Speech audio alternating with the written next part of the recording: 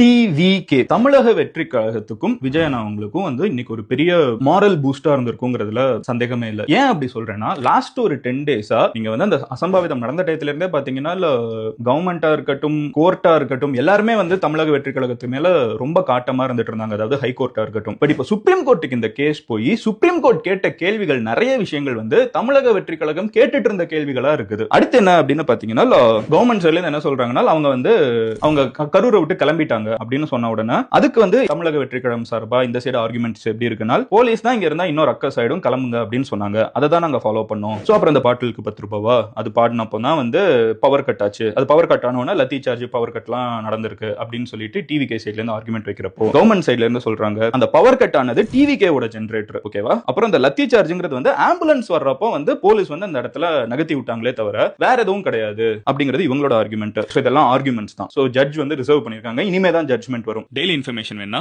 Follow பண்ணுங்க.